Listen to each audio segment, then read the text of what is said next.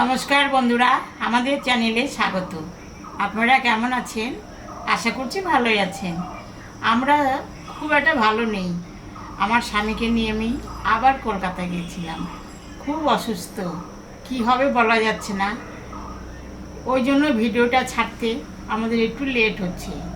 তাই আজকে আমি মাছের তেল এনেছি বাজার থেকে। মাছটা আমি তেলটা দিয়ে করলা চচ্চড়ি করব।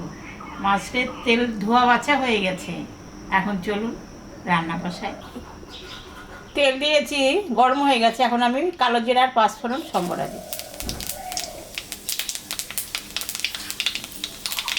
এখানে পেঁয়াজ, রসুন, আদা সব আছে কুচানো, এটা আমি কুচে নেব।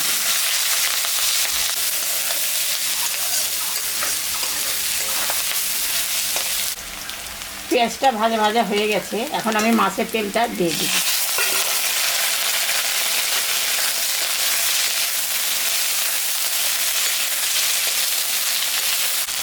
এখন আমি এই করলা আর আলু এটা এখন আমি দিয়ে দেবো।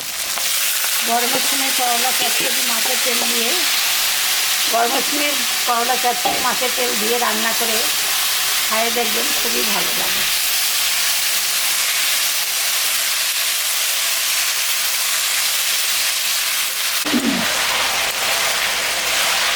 এটা ভাজা ভাজা হয়ে গেছে, এখন আমি লবণ হলুদ দিয়ে দিলাম।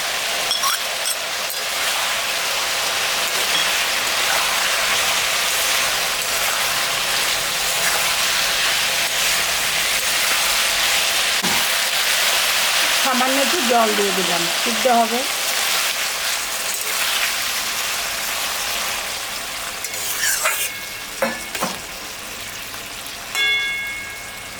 ঢাকাটা আমি দিয়ে দিলাম, 10 মিনিট পরে তুলব। 10 মিনিট হয়ে গেছে, ঢাকাটা আমি তুলে নিলাম।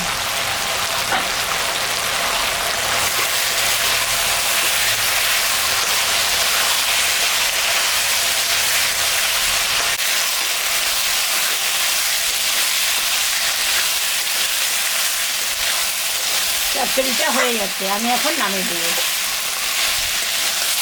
হয়ে গেছে।